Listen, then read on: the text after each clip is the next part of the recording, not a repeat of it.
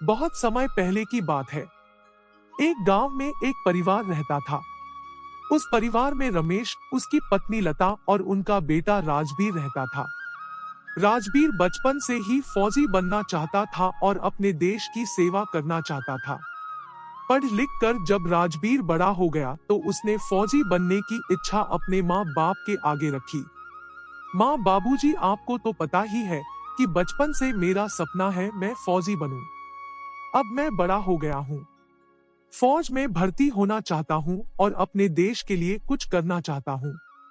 अरे बेटा राजबीर, तुम ऐसा सोच भी कैसे सकते हो? तुम हमारे इकलौते बेटे हो। अगर तुम फौज में भर्ती हो गए तो हम अकेले कैसे रहेंगे? हाँ बेटा, तुम हमें छोड़कर जाने का सोच भी कैसे सकते हो? राजबीर अपने माँ बाप को बहुत समझाता है और काफी देर में जाकर उसके माँ बाप को यह बात समझ में आती है कि उन्हें अपने बेटे को फौज में भेज देना चाहिए। उनका मन अंदर से बहुत दुखी होता है, पर वह राजबीर को बाहर से इस बात का एहसास भी नहीं होने देते। अब राजबीर बड़ी ही खुशी खुशी फौज में भर्ती हो जाता है। उसका ध्यान तो बस देश की सेवा में ही लगा रहता है। काफी मेहनत के बाद राजबीर एक फौजी बन जाता है और बॉर्डर पर लड़ने चला जाता है। रमेश और लता को अपने बेटे पर बहुत गर्व होता है।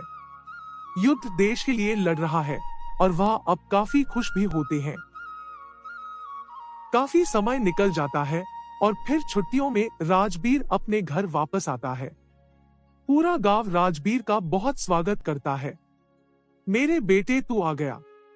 हमें तेरी बड़ी चिंता थी, पर तुझ पर बहुत गर्व भी है कि तू अपने देश के लिए लड़कर ही नहीं बल्कि जीत कर आया है। रमेश के माँ बाप उसके साथ खुशी खुशी की छुट्टियां बिताने लगते हैं। उन दिनों राजबीर के लिए एक अच्छा रिश्ता भी आता है, जिससे राजबीर की शादी तय हो जाती है। राजबीर की होने वाली पत्नी का नाम नीमा होता है। नीमा और राजबीर इस रिश्ते से बड़े ही खुश होते हैं। जल्द ही दोनों की शादी की तारीख भी तय हो जाती है।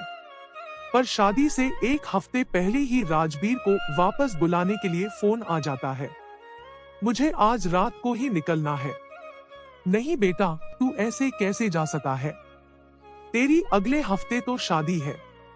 मैंने फौजी बनते वक्त कसम खाई थी कि सबसे पहला फर्ज मेरे लिए मेरा देश होगा। उसके आगे तो मेरी जान भी कुछ नहीं है, और वैसे भी मैं शादी तक वापस आ जाऊंगा। माँ, अभी मेरा फर्ज मुझे बुला रहा है, मुझे जाना होगा। राजबीर किसी की एक नहीं सुनता और उसी रात जंग के लिए निकल पड़ता है। राजबीर के माँ बाप और उसकी होने वाली पत्नी नीमा हर वक्त राजबीर की चिंता करते रहते हैं। राजबीर जंग में पूरी जी-जान से दुश्मन देश से लड़ रहा होता है और बस उसे दुश्मन की गोली लग जाती है, जिससे आखिरकार मौके पर ही उसकी मौत हो जाए। राजबीर की अधूरी इच्छा भी उसके साथ ही खत्म हो जाती है और वह बिना शादी के ही मर जाता है। वह अपने माँ बाप के लिए एक नया घर बनाना चाहता था। वह सपना भी अधूरा रह जाता है। अपनी अधूरी इच्छाओं की वजह से राजबीर मरने के बाद एक भूत बन जाता है। कुछ पुलिस वाले राजबीर के शव को राजबीर के घर लेकर जाते हैं। राजबीर के शव को देखकर उसके माँ बाप और नीमा का रो रो कर बुरा हाल हो जाता है। उन्हें अपनी आंखों पर भरोसा ही नहीं होता कि राजबीर अब इस दुनिया में नहीं रहा। अब बेटा, मेरा बेटा, तू फिर छोड़कर नहीं जा सकता। एक बार आप सब छोड़कर क्यों चले थे?